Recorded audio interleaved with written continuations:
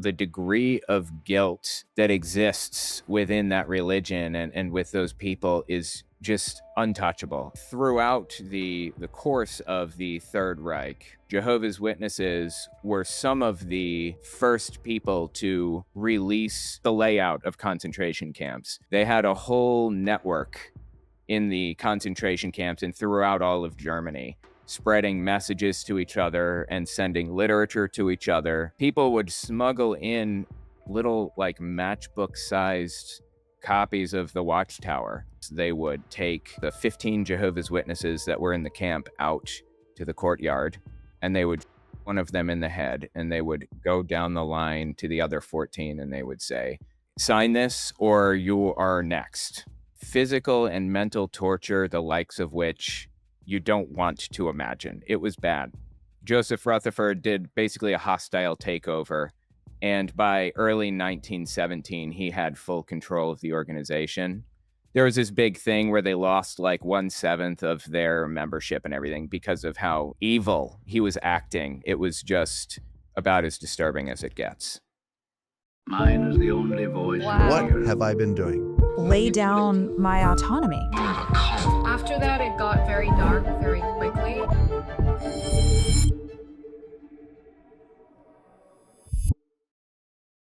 Hey guys, my name is Shalise Ansola, and this is Cults to Consciousness, where we discuss leaving high-demand religions and organizations and finding independence and healing through awareness and true individual sovereignty. If you're only listening over on those podcast apps and you prefer to see our faces, head on over to YouTube at Cults to Consciousness. We love it so much when you guys can join in on the conversation. It boosts the algorithm, it makes our guests feel supported and seen, and we just love to see and hear from you guys.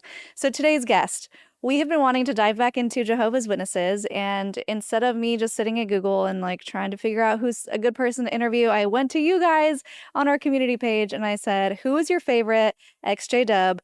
Everybody, like 90% of people were like, Owen Morgan from Telltale, who we've already interviewed and had some great collabs with, but I was like, you know what? This is the perfect opportunity to bring him back. So thank you so much for joining us, Owen. Absolutely. Thank you so much for having me back. Of course. And guys, if you've been living under a rock and don't know his channel yet, head on over to Telltale. You'll be able to see everything. We'll put the links in the description and you can go check out his channel. He talks about all things Jehovah's Witnesses, his experiences. He goes into a lot of the propaganda. In fact, we did some reaction videos together on some of the things they're showing children, which were kind of disturbing, and really, really great content over there. So make sure you go over, check it out, subscribe. So Owen, today you said you had something interesting to talk about, which is how the Jehovah's Witnesses were involved in and or reacted to and or treated by the Nazis during World War II. And I think that is incredibly interesting. Yeah, absolutely. I just wrote about this subject recently, World War II generally, because I feel like it's kind of apt considering our current political situation in the United States. So I wrote about it at length. I had a whole section on Jehovah's Witnesses and how they acted. I wanted to figure out if they were like really as persecuted as I grew up hearing and exactly what their role was, but specifically like the leadership. Joseph Rutherford was in charge of the organization throughout that time period. You know, that guy was like kind of a scumbag overall. And I can't say the same about his predecessor, Charles Taze Russell. Like, he was weird, but at least he had conviction. Like, Rutherford was just a scumbag. So I wanted to know what their role actually was. Yeah. And I found out, to say the least. Isn't it interesting? We mentioned off camera how you grew up hearing something, same with the Mormons, and then you realize later what actually happened in history. And it's such a betrayal in ways where you're like, I was straight up lied to, or they exaggerated things or left parts out conveniently to make it less of a harsh story for its members. Absolutely. Joseph Rutherford was kind of the root cause of a lot of the problems in the religion overall. Maybe I've said this to you, but just in case the audience hasn't heard before, the thing that got me out of Jehovah's Witnesses in the first place is kind of a silly thing. I was talking to my brother-in-law at the time. He was a Jehovah's Witness, an active one. He wasn't supposed to be talking to me because I was disfellowshipped, but he said to me, you know that Joseph Rutherford in the 30s, like during the Depression, had a mansion built and deeded to like Bible characters like Abraham and Isaac, and then he just lived in it to keep it warm for them. And it's kind of such a silly thing to like pull me out, but that was the moment that I was like, this is all nonsense, like all of it. You're like, wait, what? Yeah, I mean, Jehovah's Witnesses, since I was little, taught me about how every other religion was corrupt or wrong in one way or another. Catholicism, corrupt and wrong. Mormons, corrupt and wrong. And when I realized Jehovah's Witnesses were also just corrupt to the core and wrong, it was a natural conclusion that I just kind of walked away from religion entirely. But Joseph Rutherford, he was kind of the source of me exiting the religion, and finding out what his role was in World War II was really enlightening, really interesting. That mansion that he had that built during the Great Depression. It was like the 1930s, early 30s. And he also, interestingly enough, had another property purchased. He called the mansion Beth Sarim. There was another piece of property that he purchased right next to it. And it basically acted as a bunker for the leadership of Jehovah's Witnesses when everything fell apart. Not for Jehovah's Witnesses, for the leadership of Jehovah's Witnesses. And it's just like a little more evidence of the corruption that circulated through the leadership of the organization at that time.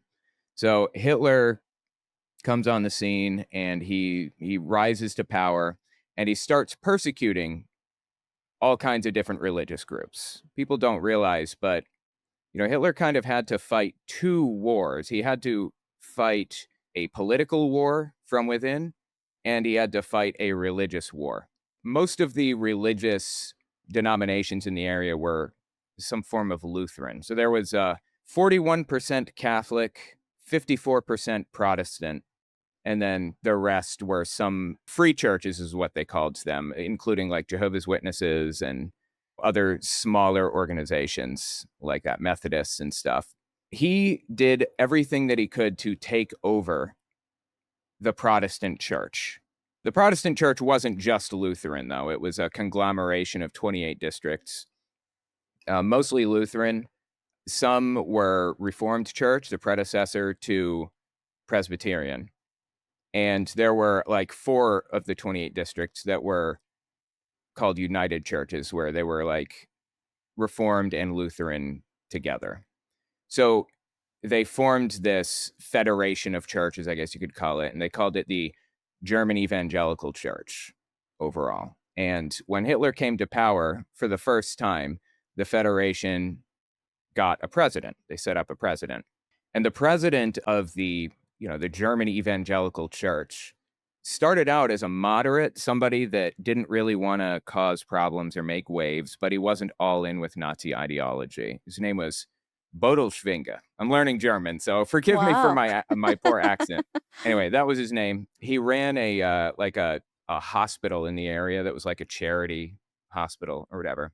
And he would eventually go on to like challenge Hitler a lot. But he was only in office there as the president of the German Evangelical Church for 6 months, because Hitler got one of his guys that was loyal to him to be one of the candidates to be the president. Dude's name was Ludwig Müller, and he was just an army chaplain. He's just some unknown dude. I mean, chaplain was like, you did something to piss somebody off if you end up as an army chaplain. Like, it was not a desirable position. He's just some nobody. And Hitler got him to the very top of the candidacy, and he told everybody to go in there and vote for him on the day and everything. And he got it. Ludwig Müller won and started pushing the church toward Hitler, trying to push it toward like Nazi ideology. That's when people who opposed Hitler or the Nazi ideology generally started being heavily persecuted. Christianity kind of split into 3 factions at that point. Out of the Protestant church, there was the group that was overtly, openly opposed to Nazi ideology, called the Confessing Church. There was the group that was pro-Nazi, formed out their own denomination. They wanted to call themselves Christian nationalists. That was Shut the up. name that they wanted to give each other. You're For kidding real. me. Evangelische Nationalismos was what they wanted to call themselves, like evangelical nationalists, Protestant nationalists, Christian nationalists. But Hitler vetoed it and named them German Christians, just Deutsche Christen. So anyway, the Nazi, I guess, denomination of Christianity, they started taking over all of the large main positions of authority within the church. And that's when persecution started in full. They started shutting down church districts and persecuting them that did not cooperate with the Nazis in one way or another. They were monitoring members of the confessing church and Jehovah's Witnesses and Methodist leaders and things like that. And if they did anything like jaywalk, then they would pick them up and throw them in jail for the weekend and just hassle them, basically. It came to the point where they outright banned Jehovah's Witnesses. And the reason that they found themselves in that position is because they were very clearly persecuting them, as they were with other denominations. And Joseph Rutherford got sick of it.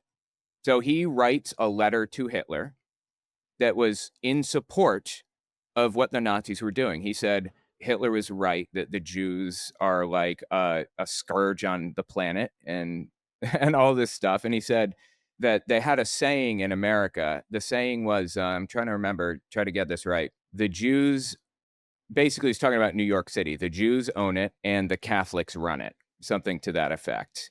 And he believed in Nazi ideology. I don't think he actually did, but the fact that he was willing to, support Hitler in such an overt way is just like straight up disgusting. And Yeah. getting involved in politics, it was no more acceptable then than it is now. So this letter to Hitler, it's out there. You can read it. There's a copy of it that you can look at. So is this something that they hid from you guys, or what was the narrative that they told you growing up? I had no idea that there was even a letter to Hitler. As it turns out, they wrote a book. I mean, the Jehovah's Witness leadership wrote a book. I forget the name of the book, but it was released in like 1933 at the convention. And they held a convention in Germany when all of this really started going down. And it was at a tennis or a sports hall. I'm trying to remember exactly now. There's a German word for the place. But when they held the conference or whatever, the convention, there were swastika flags on the top of the building. Now, any good Jehovah's Witness knows either you take that stuff down or you don't hold it there. You do not hold a convention at a sports hall with a flag on top like that. It just does not happen. But they did. And you know what else they did at that convention? They sang the national anthem, the German national anthem, to open it.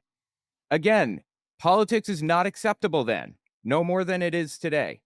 He was clearly trying to capitulate, trying to work with Hitler and do whatever it took to make him happy.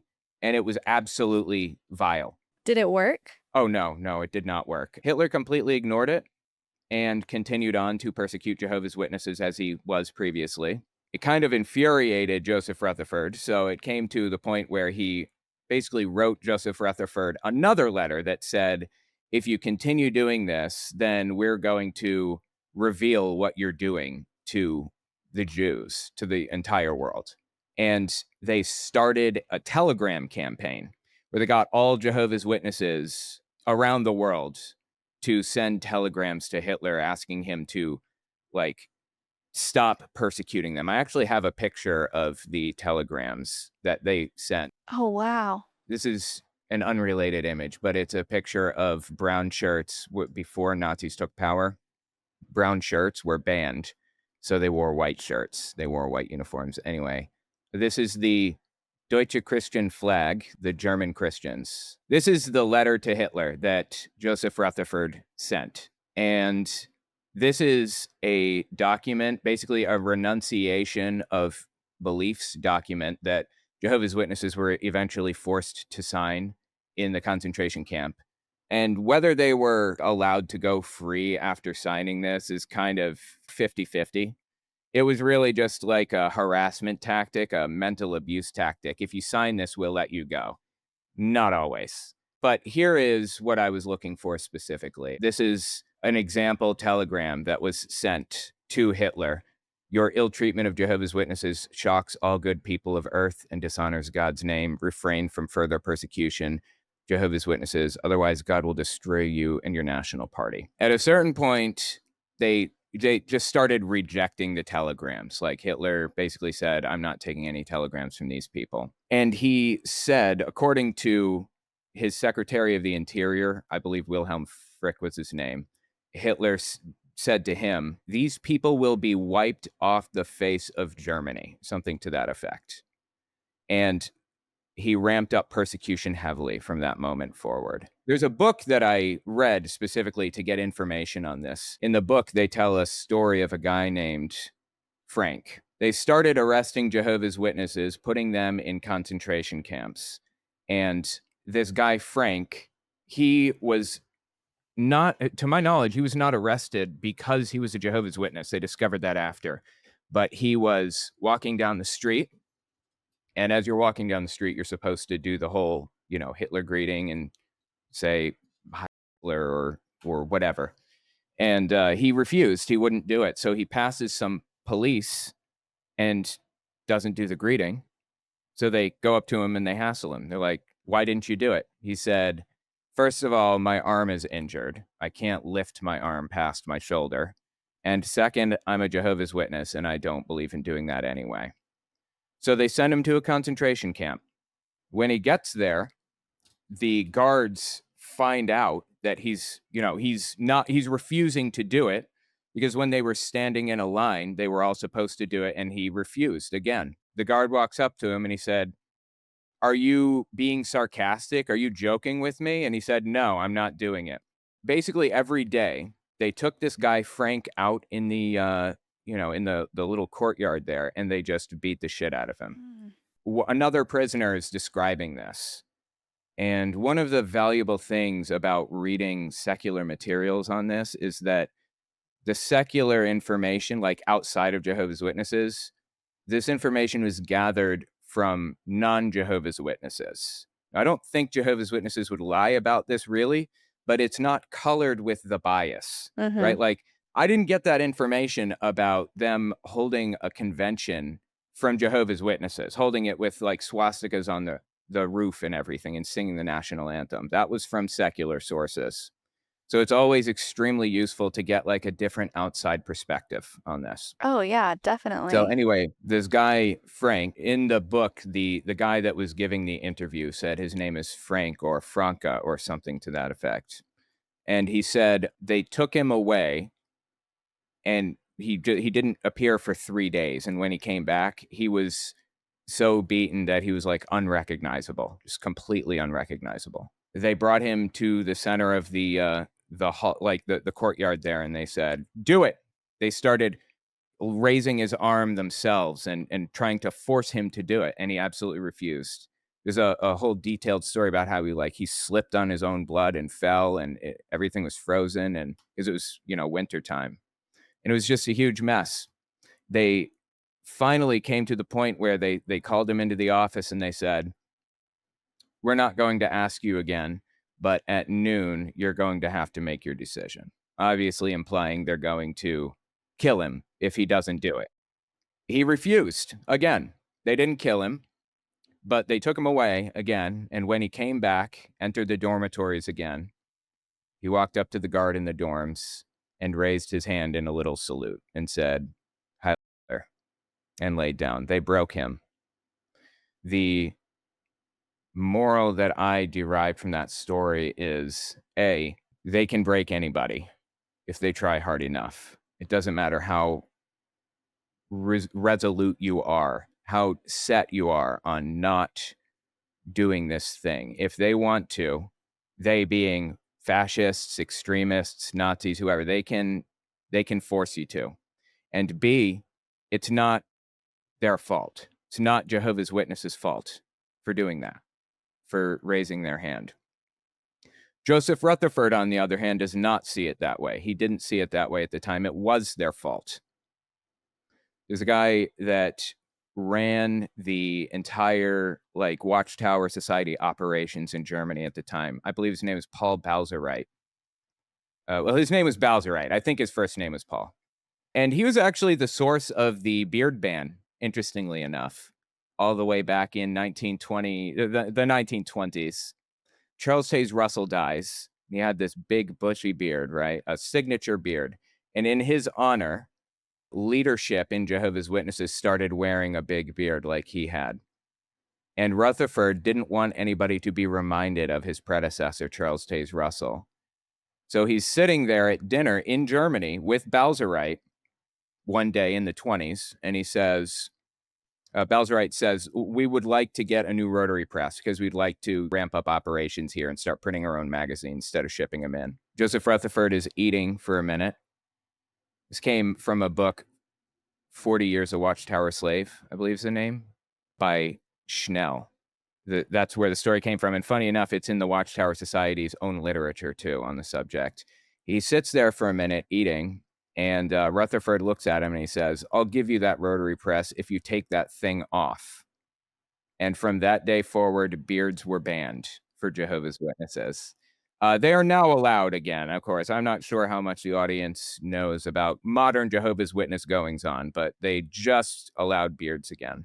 Wow. Balzereit was in charge in Germany when everything really started going down. And he was effectively forced to stand out there and announce that Jehovah's Witnesses are in support of the Nazi Party and their goals and everything, which for the record is exactly what Joseph Rutherford did in his letter to Hitler. Mhm. And they put Balzereit on trial, I believe in 1936.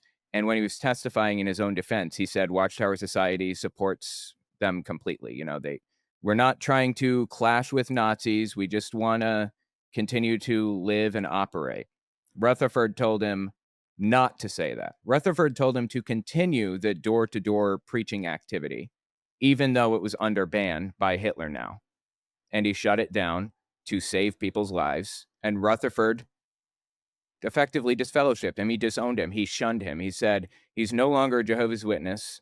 He's not going to make it into the kingdom of God, and nobody should ever talk to him again in 1936 or so, after his trial, or 1935. Balzereit went to a concentration camp from that day to 1939, 4 years of dealing with what Frank dealt with, being beaten to a pulp, forced to say hi Hitler at gunpoint, and mistreated in horrific, disgusting, vile ways. And he never broke for those 4 years. He never did it. He never signed this renouncement document, which they promised would get him out of the concentration camp if he did.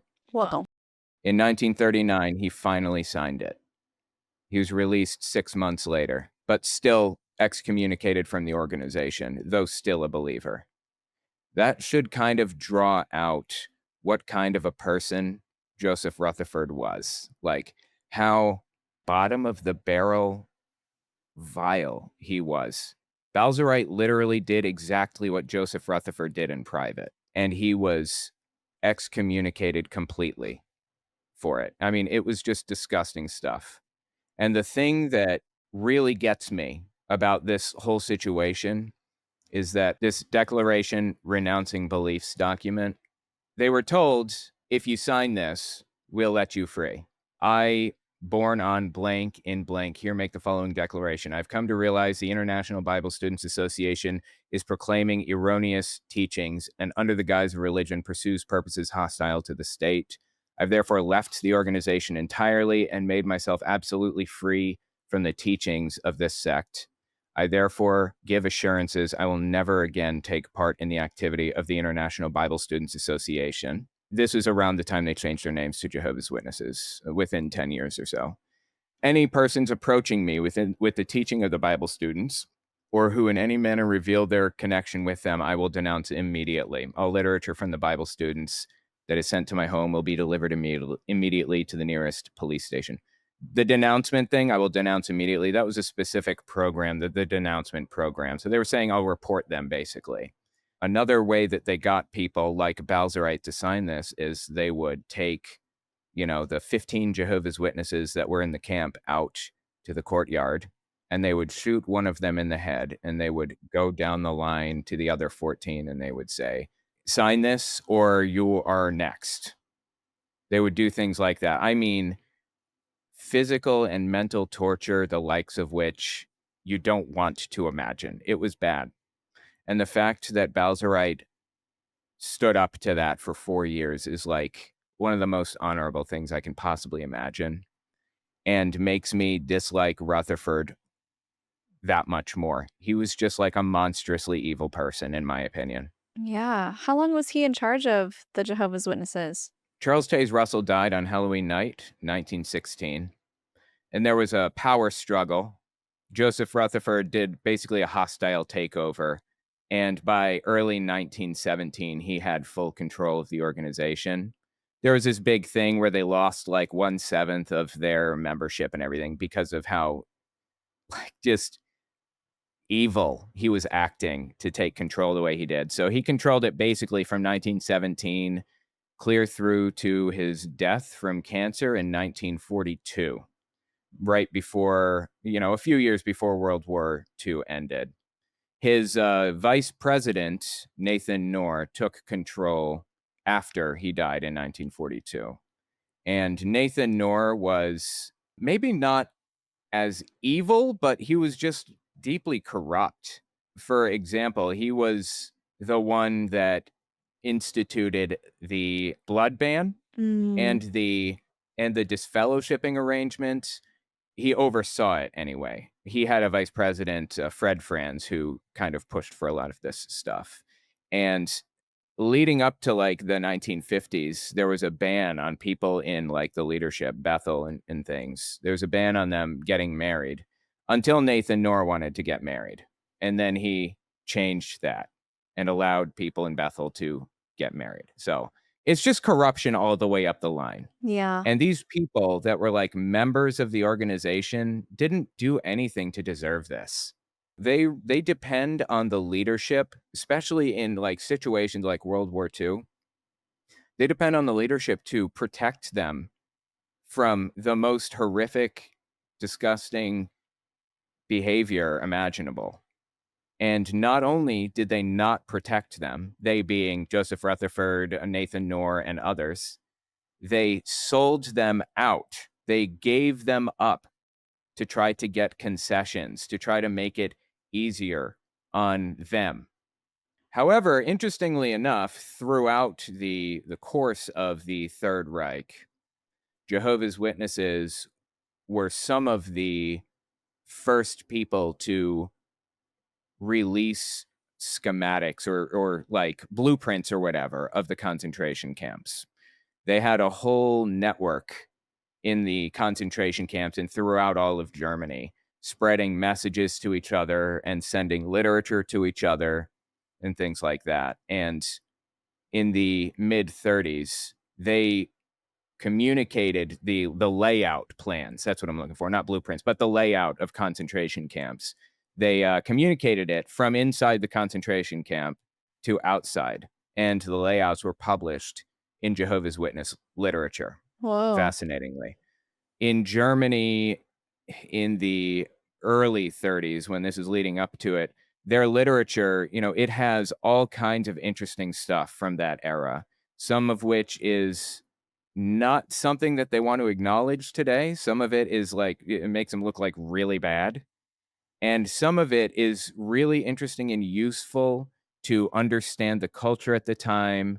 And it was useful to help people at the time too. After the convention or during the convention in the 30s at this sports hall, sorry, I'm all over the place. I hope that's okay. Yeah, I'm that's super okay. interested in this subject. During the sports hall convention, they had a document called the Declaration of Facts, and the letter to Hitler was released around the same time that the Declaration of Facts was released there at the convention.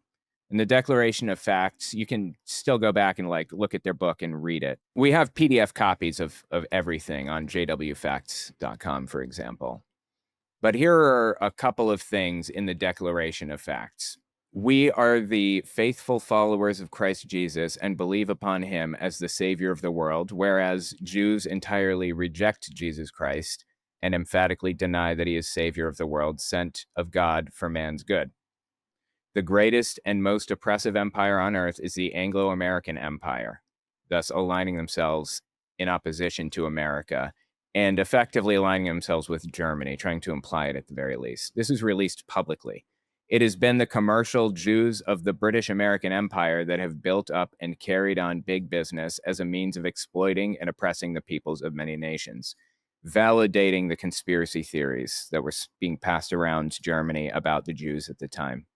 Instead of being against the principles advocated by the governance of Germany, we stand squarely for such principles and point out that Jehovah God, through Christ Jesus, will bring about the full realization of these principles and will give the people peace and prosperity, thus implying that Hitler was doing God's work by eliminating the Jews. The letter to Hitler was not made public until years later. This was public. The Declaration of Facts was public, and everybody knew it and knew what was said in it. It was absolutely vile. And people that were there at the convention at the time were horrified. Like they played music and you're supposed to sing over the music. They start playing the national anthem and everybody was silent just about. They couldn't bring themselves to sing the national anthem of Germany. It was just about as disturbing as it gets. Yeah. This is something that leadership of Jehovah's Witnesses put out is like a way to save the congregation as far as making it look like they're aligning with Hitler. Yeah, but I think it was probably more along the lines of Joseph Rutherford saw the benefits that came along with being a Christian nationalist and wanted to get in on some of that, in my personal opinion. And the members were forced to go along with it. Yeah, and they were disturbed. There are accounts of people that were at the convention talking about how disturbed they were by it and said that they felt like he had sold them out. So Rutherford releases the Declaration of Facts. It's one of the key items in the literature that they released, one of the most important items. And they released concentration camp schematics. And they also, interestingly enough, printed literature in Germany at the time in concentration camps. There was a whole network of Jehovah's Witnesses in concentration camps that set up like this printing equipment, and they got stencils for the printer. I'm not exactly sure how it works, but you have to get the outline before you can feed it into the system to print out the pieces of paper or whatever. They had the printer and they put a silencer on it, and they had one of the camp electricians wire up a light that they would flip on if a guard was coming, and they would disassemble it quickly and cover it up. And so they were printing literature, and it was getting out of the camp and being passed around back to the United States. It was being passed around all of Germany. People would smuggle in little like matchbook-sized copies of the Watchtower in one guy's wooden leg. They smuggled it in a guy's wooden leg, and at one point they smuggled it in through a cake. So they would draw up these stencils, and they would print massive amounts of these watchtowers and other literature in the concentration camp. There was a doctor. It was Himmler's personal doctor, personal masseuse, I think, and like some kind of a homeopathic doctor, I think. Anyway, he was sympathetic to Jehovah's Witnesses, and he specifically requested that Himmler give him some Jehovah's Witnesses from the camps as de facto slaves, if you will, Oh, as servants. So Himmler arranged it. He got some servants that were Jehovah's Witnesses and set up a whole network for Jehovah's Witnesses where they could get their literature out of the camp through Himmler's doctor. So they were supplying all of northern Germany with literature, watchtowers and awakes and everything. Well, not awakes yet. That it was named differently at the time, but their literature that was printed in a concentration camp. That is absolutely wild to me. Jehovah's Witnesses provide a certain narrative on this subject that is pretty accurate, but they, at best, leave out key details that are really, really important, like what a scumbag Joseph Rutherford was. But a lot of the things that they say about the suffering and about the declaration of renouncing beliefs and having to watch people just get like shot in the head and threatened, if you don't do this too, then you'll get shot. That stuff is real and harrowing and about as honorable as it gets, in my opinion. Yeah. I feel Jehovah's Witnesses, they're extremely destructive as a religion, but I gotta say, like, I feel I got I picked up good things from the religion on my way out that I value and appreciate and that I'm more than willing to embrace, like pacifism, for example. I feel like pointing out the good things that you receive from it, there's nothing wrong with that. I feel like it's valuable to appreciate the members and the values that they hold while also criticizing the leadership as it deserves, you know? Yeah, a few things that I wanted to mention about all of that. Also, amazing job recalling all of those stories. I'm learning a lot here. So, the first thing I want to say is there is a distant memory in my brain about Mormons doing the same thing and supporting Hitler so that he would leave them alone. Now, this is something that I heard years ago. I can't remember all the facts, so I don't want to try to remember, but I wanted to put it out there in case you guys wanted to go down another rabbit hole and look into it yourself. But some of the things you were saying are ringing a lot of bells. I'm like, wait a second, I'm pretty sure that Mormon leadership did the same thing. The second thing I wanted to mention is if Mormonism had those same type of persecution stories, they would absolutely be capitalizing on that, monopolizing that to their benefit to get people to feel guilty or indebted to their ancestors. And we know this because they've done it in other cases, like with the pioneers, people who didn't have to suffer and die based on bad leadership, but they leave that part out of the story. They tell you your ancestors suffered, and if you leave the church now, they traveled to Utah and sacrificed for nothing. So I'm wondering if in your case, you heard a lot of that because, yes, absolutely, everything that you just said deserves so much reverence and respect for the people who truly just wanted freedom of religion and were persecuted, and horrible, horrible things were done to them. And I want to Mhm. make sure I'm not glossing over that in any way, shape, or form. I'm wanting to hear your perspective on the modern day interpretation of those stories and if they weaponize those against you or its members. Oh, yeah, absolutely. Regarding Mormonism, as you said, the leadership in that case is just as corrupt as the leadership in Jehovah's Witnesses, if not more so. It's like Joseph Smith. I believe that in the 1823 to 1833 is when Mormonism was coming up, I believe. Correct me if I'm wrong on that. But Around there, yeah, because he was 14 when he supposedly had the vision. Nobody knew about the vision until like 10 years later. When did he actually write right. the Book of Mormon? It's all kind of convoluted and messy. Yeah. So when he kind of started coming up, Joseph Smith, that is, he was like about as corrupt as they get. It was pretty clearly a cult at the time. Like there was no question about it being a cult. Like, didn't the dude move across country with a bunch of people and see like, Multiple times. yeah, so it seems like a very obvious scam to me. In Charles Taze Russell's case, I don't believe that it was a scam.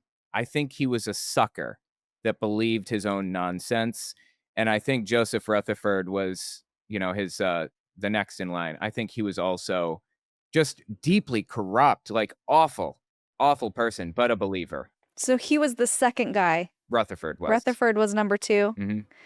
Which is also interesting because, yeah, Joseph Smith was not a good guy. He was definitely a con man in so many ways.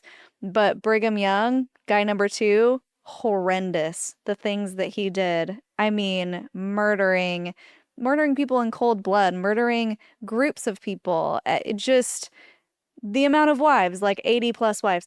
I could go on, but I think that in the same way that Rutherford saw an opportunity and snuck in or forced his way in is exactly what Brigham Young did and just took things to a whole different level. Yeah, absolutely. And to my knowledge, Brigham Young was like one of the, even at the time, the guy was viewed as like one of the most racist, vile people Yeah. alive, right? And Oh, the he's got a whole things he has university named said. after him.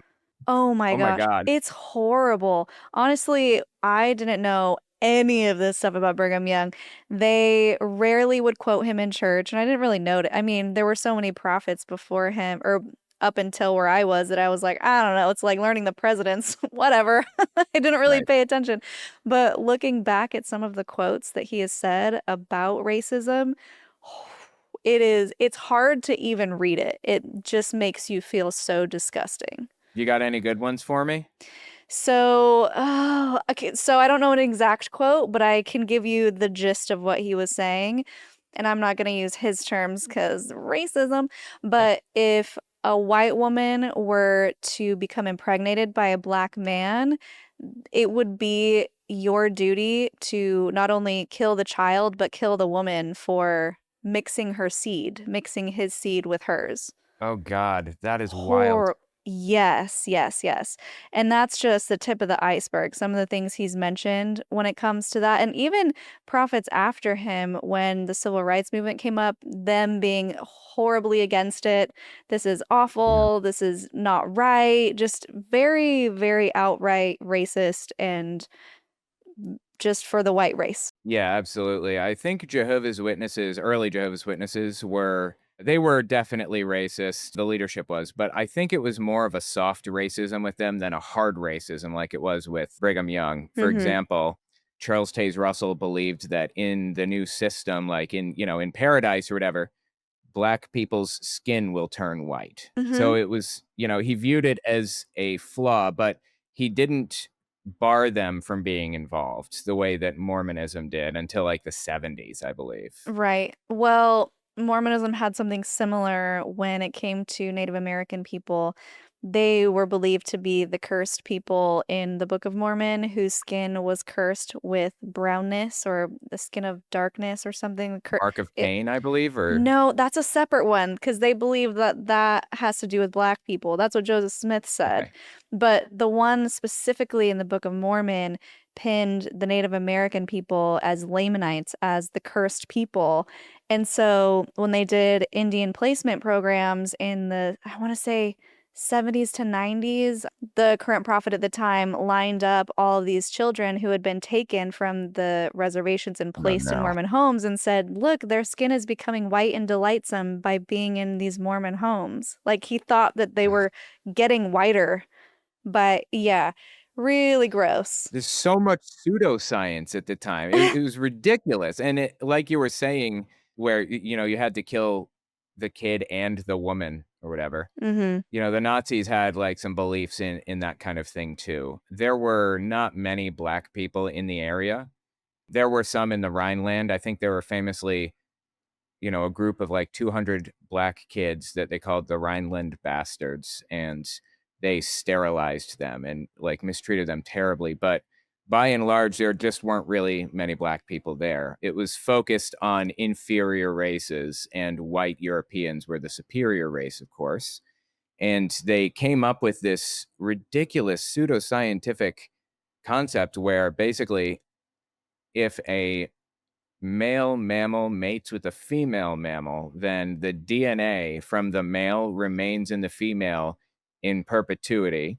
So any children that the female sires will have the first male's DNA.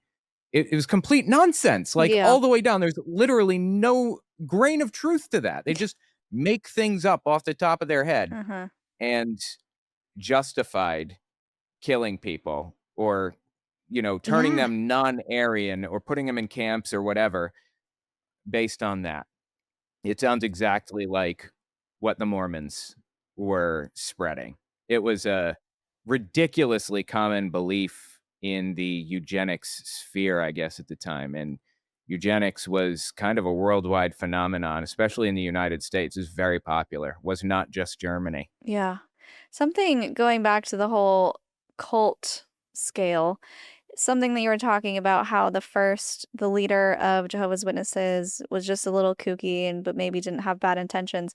Do you think if a leader like him were to take over and not Rutherford, that it would be a much different organization today? Do you think it would feel so culty today? You mean if a leader like Charles Taze Russell took over? Uh-huh. I think it would still be very, very culty. And my reasoning is as follows. I suspect that this is what would happen. With cults, I've noticed a couple of things. For one thing, they tend to clone people's personalities. That's like one of the core features of a cult. They want to break you down and build you back up in their image. Yes. And another core feature of cults is it's effectively an abusive relationship between the adherent and the leadership. Yeah. So all of the abusive things that come along with abusive relationships, Darvo and things like that, they all apply to cults as well. When they're trying to break down your personality and build it up in their image again, there is a goal in mind with that. Jehovah's Witnesses call it the new personality or the Christian personality. And they have a very specific set of beliefs for like what should happen and how you should act and what you should be and everything else. I believe that started in Jehovah's Witnesses before Joseph Rutherford. I think it started under Charles Taze Russell. However, I do think that it kind of changed a little bit. It morphed into something different that Russell didn't originally intend. However, interestingly, you may know this, but some of the audience might not. The organization was originally called the Bible Students, and when Rutherford went through that whole hostile takeover thing, a whole bunch of like 1/7 of the organization split off. The Bible Students still exist. He basically took the Watchtower Society. He was a lawyer, and he stole the properties and named it Jehovah's Witnesses in the 30s. And when all of that went down, the Bible Students continued on as an independent religion. So we can kind of look to that, and Yeah, what are they like? they're surprisingly very similar, actually. They hate Joseph Rutherford, but they have a lot of the same ideas and values and beliefs and everything else. There are actually a bunch of different kind of offshoots of the Bible Students. Like during that whole period of time where they were going through this power struggle, multiple different people tried to start their own version of it. So there's a whole chart you can look at. Maybe I can find it later or pop it up or give it to you or whatever, but there's a chart showing how many different denominations split off and what they believe and how it's different and everything. But yeah, they're all very similar to each other. Yeah, I mean, what church doesn't have a bajillion breakoffs? Even the Mormon church, Right. when Joseph Smith died, Emma, his wife, thought that her son should be the next prophet and it should go Yeah. through the family. And they said no.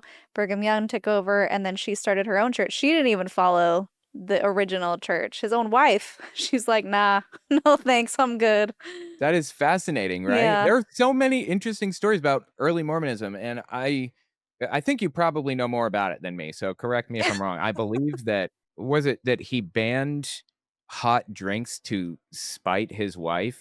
I think I that think the story you're thinking of, so that is from the Word of Wisdom. Hot drinks were not okay. allowed, but it was also, they didn't even really follow it. So he was saying no alcohol, and yet they had breweries. Like many of the early prophets didn't really follow the Word of Wisdom. But the one that you're thinking of, I think, is they banned chewing tobacco because Emma was sick of cleaning it up. Okay, right. Yeah. Do we have any bead on why they banned hot drinks? Is there a reason for that? Do Jeez, we know? there have been so many different theories, and honestly, it's hard to really know what was in his head at the time. One thing that I have found, one lead that possibly might be credible, is that in that time period, they were saying how soup and hot drinks can actually be bad for your stomach. I don't know, just one of the weird things that they thought at the Okay. time. But I don't know. I think it deserves a lot more digging, and I'm sure there are people who have actually really looked into it. Because when I was growing up, they just told us hot drinks was supposed to be translated to be coffee, because of the caffeine. But I just heard recently that, and this didn't happen recently, but I think over the last maybe 10 years, I was corrected by another Exmo influencer, Alyssa Grenfell, saying that they said caffeine is fine now.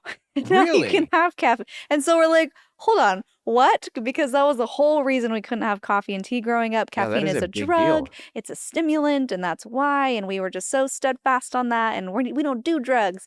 And now they're saying caffeine is okay, which is why you have so many soda pop. What do they call them? They're actual soda pop stores. Like instead of going to Starbucks, you go to this place where you get a whole bunch of like this huge cup of caffeine soda and then you put cream in it and they call it dirty soda. Interesting. Okay, I've It's never a heard of that. I whole would go to thing. 7-Eleven for that. Wow, that's so fascinating. I had Yeah. no idea.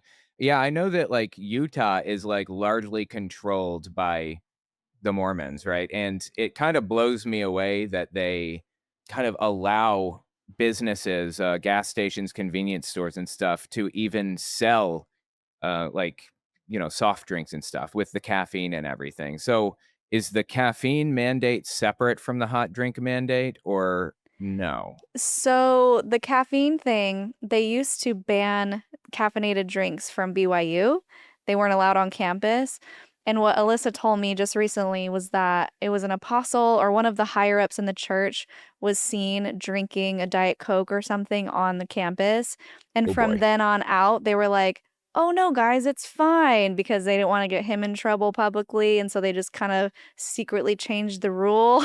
Just like a Yep. weird way rolled it out. That sounds like leadership, church leadership to me. Yep. But coffee is still a no. Because then I'm like, well, then why not just allow coffee if it's not about caffeine anymore? Because it can be good for you. And that's still a no. So TBD on that rule changing. Absolutely absurd. Like the whole thing is so deeply absurd. And it's kind of heartbreaking that people are changing the way that they operate. Their entire lives are monopolized by these rules, By these like stupid rules that were just made up on a whim yeah, by pointless, some right? guy. And it's like my mom, I don't talk to her really anymore, obviously, but I guess my sister was telling me that my mom is kind of heartbroken that she doesn't have her children around anymore. And it's like, you did this. Like you did all of this. Literally everything is your doing here. If you wanted children around, you could have had children around. Yeah. And she just wasted her entire life. The whole thing. 30 years at the very least, how long she's been in the religion. Wasted, burned up for nothing. It's honestly heartbreaking. Your siblings have all left? Yeah, yeah, all of them. My mom is the last one in the religion. Okay. She's lost everything. Although my mom does talk to my sister, I understand, and she did talk to, like, one of my brothers, but I think the yeah. hardest thing about that, and not to say what she's doing is right, I like to Mhm. jump into their possibilities or their world. Totally. I feel Mhm. like as a parent, and I've seen this before too with Mormonism, if she were to say, "You know what? I was wrong. Come back and let's have a relationship," she would have to admit to herself that she has been harming herself and her children, at least emotionally, for however many years that she's been doing that, 30 years. And it's just such a hard thing to admit and to take on and to just be honest with that I feel like in so many cases, these parents of children who have left, they just have to double down or else it would break them to make that admittance. Do you feel the same way? Oh, 100%, yeah, I absolutely do. And my mom has given some ground on some things.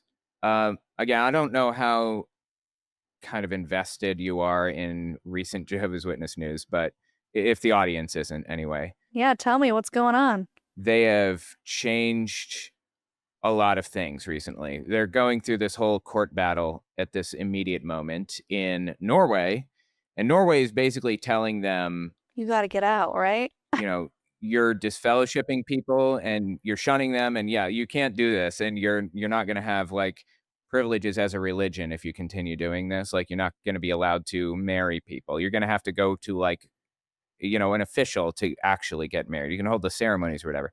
you're going to lose privileges is the point if you continue down this road. And Okay, Norway. yeah, they're kind of killing it, right? So Yeah.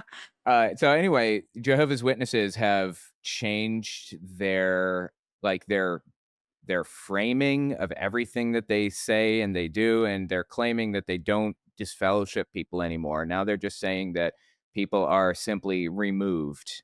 And it's just obviously like a ridiculous stunt to try to protect themselves from, any ill effects, but they did change it slightly to say that it's okay to greet a disfellowshipped person, not somebody who is opposed to the religion like me, but somebody who's just on the outside of the religion. It's okay to greet them if they show up to the Kingdom Hall. Then you're allowed to do that. So, I guess steps in the right direction or whatever. I mean, is that even a toe in the right direction? I don't, Because what not about really. what if you see them on the street? Does it have to be in a kingdom hall? They said it has to be in a Kingdom Hall. However, with this announcement, my mom has kind of changed the way that she deals with personal relationships, and she's a little bit more willing to like talk to my siblings and be a little more open about it. Yeah. So there's that. I told her I don't want to deal with her anymore ever again because I can't trust her to not do that, to I can't trust her to not shun me anymore. And I just don't want to do this back and forth thing. So I'm not going to. Mhm. But she does talk to my other siblings pretty often, I understand. Her entire life, it's been on and off, back and forth. She can never decide if she wants to have a relationship with her kids and feel like she's breaking some rules or if she's okay with talking to them. And honestly, I don't believe that Jehovah's Witnesses would even care if she decided to have a relationship with her kids at this point, certainly. So it's just like she's wasting her time, she's wasting her life for absolutely no reason. And she's, stressing people out and everything for nothing. And it's just heartbreaking. She can't just live her life and be a normal human being. It's always revolving around these ridiculous rules. Yeah, these arbitrary rules. It's just the guilt and the shame cycle and the fear that just keep you so isolated and unable to move forward in any capacity. So, yeah, I mean, I guess if that tiny little rule change has allowed her to feel less guilty about connecting with her children, that's great. But man, that's so frustrating. So frustrating. Yeah, absolutely. I'll take a W where I can get it. And fascinatingly, I mean, it doesn't affect me, but I appreciate that other people are getting good results from this. And they also changed a bunch of other stuff recently. It wasn't just talking to disfellowship people, greeting them at the Kingdom Hall. They also, as I mentioned earlier, allowed beards now. And it's like really kind of jarring to see the governing body with beards. It's wild. They also now allow women to wear pants at the Kingdom Hall. Whoa. Pretty big deal. Yep. It's a pretty big deal. Women, I'm sure, are very grateful for this privilege. So, anyway, uh, they've made a lot of changes. And, in the past, they've gotten themselves in hot water for not just fixing things that could very easily be fixed. And they intentionally, specifically, did not just fix these super basic things because they didn't want to, capitulate to the world or whatever. Like, they could have changed the two witness rule, this loophole, so that children would not be abused in a Kingdom Hall. Mhm. They could have changed it to make it so that they investigate claims of child abuse, whether they have two victims or not. Previously, and even now, there have to be two victims before they will address it. Otherwise, it's just swept under the rug and completely ignored. So one victim comes forward, they don't do anything. The guy goes to a new Kingdom Hall and abuses another person, another victim. When this person comes out, they move to another Kingdom Hall. And the Kingdom Halls weren't communicating with each other about this specific thing because it's like it didn't happen if there aren't two victims. It's a very clear, obvious loophole that they could have very easily fixed, but they chose not to, in my opinion, because they didn't want to view themselves as capitulating to outsiders. They could have so easily changed it. So In my opinion, I think that Jehovah's Witnesses are making these changes, allowing women to wear pants and beards and all that stuff because they genuinely don't see a problem with it anymore, or they see that this is ridiculous from the start. In my opinion, I think that's why it is. It's not pressure from the outside. Maybe the Jehovah's Witnesses disfellowshipping thing, they changed that a little bit for that reason, but I think they're loosening up a lot for other reasons. You don't think it's because people are leaving and they're trying to get them to stay by these little wins? No, I don't think so. Honestly, it doesn't even really matter if Jehovah's Witnesses leave for their financial state specifically.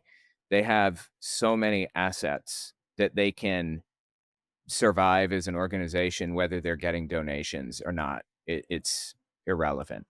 But they don't really even operate off of donations in the first place. For anybody who may not be aware, you may know, but if the audience doesn't know, Jehovah's Witnesses largely make their money by selling kingdom halls and then doing what's called a quick build. It's like they deliver all of the materials to the work site on Friday, and on Monday they're putting up the wallpaper. The whole congregation, hundreds of people all come together and they just build this kingdom hall in like a weekend. It's crazy. I've participated. So they'll sell a kingdom hall that was in fine shape previously, and they'll have their people build a new one where they'll all move, and they consolidate congregations and they trade off. So this congregation is going on Mondays and Wednesdays, and this one goes on Tuesdays and Thursdays, that kind of thing. They sell all of those assets, and they've been doing that up to this point,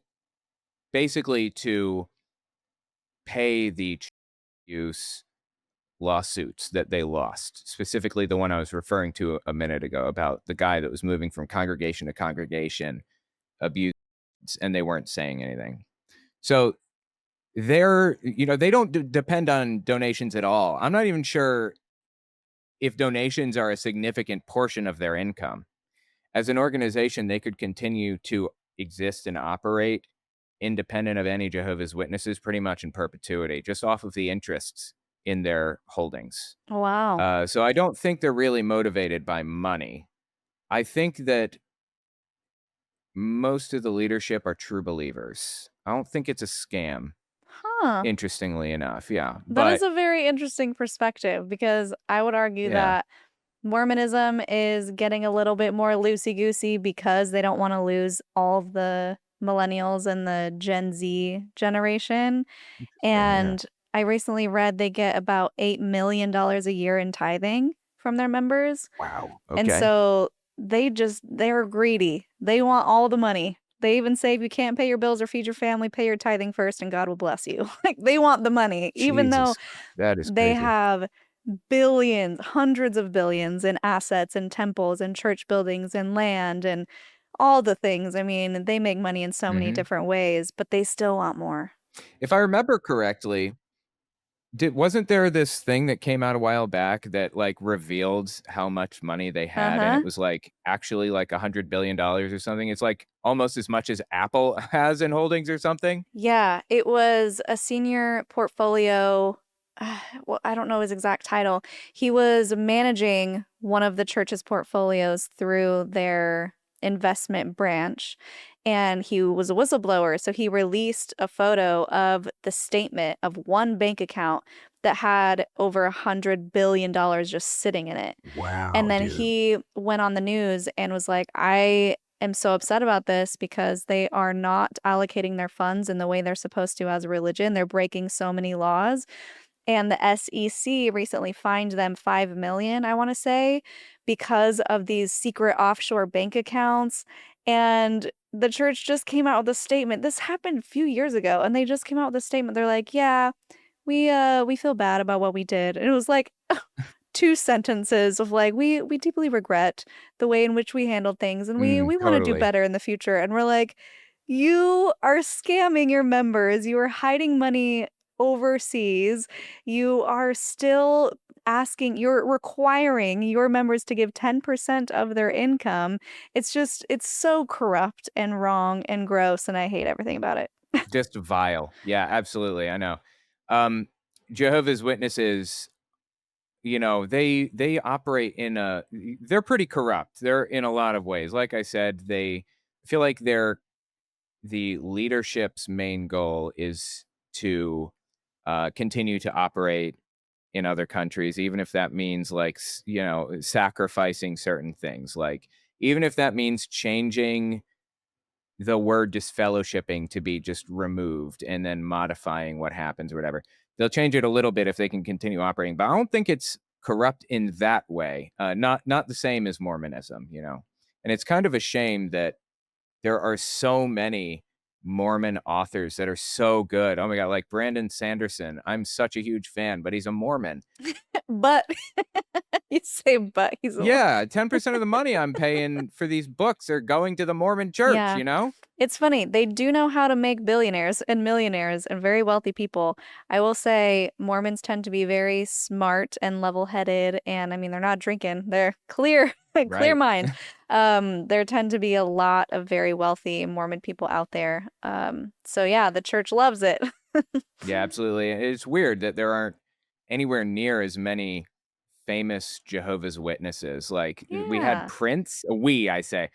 Jehovah's Witnesses had Prince and Michael Jackson, and that's just about it. Wait, Michael Jackson? Oh yeah, Michael Jackson. He was a Jehovah's Witness. He grew up Jehovah's What? Witness. Yeah, and actually he left the religion. Okay. I don't believe he ever spoke out against them really, but Liz Taylor was Michael Jackson's best friend for a long time, and there's video footage from like his first Christmas, like 1994 or something, where he talks about how he literally went to the bathroom and cried after celebrating Christmas for the first Oh time my. because he believed that he was sinning. And Yeah. the unique thing about Jehovah's Witnesses is like it's not about going to hell. Obviously, they don't believe in hell. It's not about not making it to paradise. It's about just the belief that you need to be a good person at its face. Huh. Fascinatingly. So Michael Jackson wasn't crying because he wasn't going to make it to paradise. He was crying because he believed that he wronged God genuinely. Fascinatingly. Yeah. Yeah, that digs into something even deeper about really just blaming yourself as a human and not blaming your actions. I feel like that's a lot more harmful to just no, you as a human are just bad and wrong. Yeah, absolutely. I've been saying this for a while. I believe that you could go into a room with a Jehovah's Witness and put your wallet down on the counter and trust that the Jehovah's Witness is not going to take money out of it. Again, not because they're afraid of hell or anything, but just because that's kind of a value that was instilled in them fascinatingly. But the degree of guilt that exists within that religion and with those people is just untouchable. I mean, maybe only surpassed by like Catholics. I don't know. It's intense guilt. All religions have intense guilt, so it's Yeah. not like they're special, but yeah. Yeah. Oh man. Well, that's the reason I left Mormonism. I was like, this sucks. I'm out of Yeah. here. How old were you when you left? I was 20. Yeah, I was about 18 when I left the religion. Well, I guess you could say neither of us really wasted too much time. I mean, it could be worse, right? It could be like my Yeah. mom, who's like 70 almost now. Yep. Yeah, I do feel grateful that I got out when I did and I didn't get married in the temple or have kids within the religion because that just gets so sticky when you try to leave and maybe a spouse doesn't want to leave Oh my and then God, you're yeah. separated from your kids. It's just, it can be very messy. So I'm definitely glad I didn't get to that point. I know. I actually had a question about that since you bring up the temple. I've seen some temple, like, hidden footage or whatever, Uh as huh. most people have. But correct me if I'm wrong. I believe you have to basically like wear an outfit in the temple. Is that right? Like a special outfit and a veil for women, I think. Uh huh. Do people use the bathroom there? Are they allowed to like stand up, or is there like a ceremony where nobody is supposed to use the bathroom for that time period? That's a really good question. So I never went because I didn't get to that point of getting Oh, married in the really? temple. Yeah, so I have only seen the same footage you have probably, and I've talked to people about it. I've talked to my mom about it, but the bathroom has never come up. I do know that it's very interactive. So it's a 3-hour session. You're watching a movie, you're Okay. doing handshakes, you're doing chants, and then you get up and you switch the sash, and then you sit down, and then you get up, and then you switch the sash. And it's like all these things you have to do with your special outfit. But I don't know about if you could just leave at any time to go to the bathroom because I do know that it's very heavily controlled, and that's where a lot of anxiety comes in, where you're worried you're gonna do something wrong or say the wrong thing, and you have to memorize all of these prompts, but they don't give it to you when you leave, so you can't practice it when you're home. You can only practice it when you're there, and so it's, like, Right. just really intense. But, yeah, that's a good question. I don't know about the bathroom. Absolutely fascinating. Yeah. I mean, I don't know. The temple is like such a mystery to me. I also wrote another book about Jehovah's Witnesses because I had that question about Mormonism. Like, Really? yeah, yeah, because it's like, what do you do specifically? There are so many little nuances that you don't know about these religions. Like, I can research Brigham Young and know his history and know why Mormons came to the conclusions that they did and why they did this and moved across the country and all that. But knowing these little nuances is just a totally different thing. These little things that you kind of have to be there, like cultural things that you wouldn't know unless you were a part of the group, And I Yeah. wanted to do that for Jehovah's Witnesses, kind of explain the cultural like experiences and nuances or whatever. Um, Yeah. with my other book for that specific reason. But the temple is such an odd mystery to me, you know? It is. It is an odd mystery, and most people, when they get to that point, they either wake up and realize it's very culty, or they double down because, again, it's the sunk cost fallacy of, well, I made it this Sure. far. This was my entire purpose in life was to get to the temple, and I am here, and it must be what we're supposed to do because everyone else is doing it. And so it's just a Yeah. weird, weird thing. So this has been a fun conversation. We kind of went all over the map. It was fun going back and forth on similarities. Where can people Yes, find your absolutely. books? Are they published? Yeah, yeah, Amazon. You can find them on Amazon. Was Hitler an Atheist is the title of my book on World War II. I wanted to answer the question because, atheists and Christians have always used Hitler for one reason or another. I wanted the truth of the matter. And I also wrote Understanding Jehovah's Witnesses for the reason I detailed. So yeah, they're both on Amazon, owenmorgan.com. You can find them there. Audiobook on Audible and everything. So yeah, check them out. That's awesome. We'll put the links in the description for sure. Do you answer your question at the end of the book of was Hitler an atheist?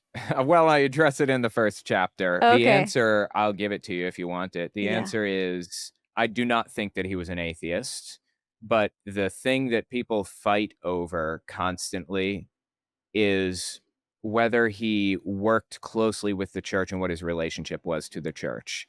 He hated the Catholic Church and he hated the Protestant Church as institutions and did everything he could to kind of take control of the whole system. So no, he wasn't an atheist, but he was also not a very strong Christian. His priority was taking control of the churches, the Protestant and Catholic churches, that's all. Interesting. Yeah. Cool. Well, guys, you can go check that out. Oh, we need to do a Linda listen. Do you have something? A sassy statement or or something more inspirational? Leaving the religion or any religion at all, honestly, comes with the problem of like losing community that you previously had. It's so incredibly important to not allow them to win by isolating you. You've got to find other people that have similar experiences to you because losing community is devastating to people. Get out there and find people who have your same experiences. I'm begging you. You'll feel so much better if you get out there and find people who can relate to your problems and your experiences. Don't let them win. There you go. Yeah, and I know you mentioned this in previous interviews too, that your channel can kind of provide that community. You say people come in, they leave when they feel like they've gotten what they've needed, but even just finding information about your group can be so helpful and healing when you really can see things from a different perspective. So, yeah, finding channels like yours, I think, is very, very helpful. So, guys, make sure to go subscribe again. Thanks for coming on, Owen. Absolutely. It's been so great. Yeah, thank you so much for having me. I appreciate it. Yeah, any other final thoughts before we sign off? I think that's it. All right, that's it. Thank you guys for watching.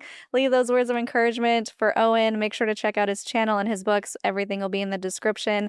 If you want to become a patron at patreon.com/cults to consciousness, you can do that. Our newest patron just signed up for a year. Fish, thank you. You're so awesome. Appreciate you. And we are going to Mexico at the end of October. If you guys want to join us, link is in the description. And we have a clips channel if you prefer shorter versions of our interviews or just little sound bites from our interviews. You can check that out. And if you like this video, I'll link 2 more down here below that you can check out. Make sure to go watch Owen's previous interviews. We'll put that in the description as well. And until next time, follow your highest excitement, be conscious, and be well.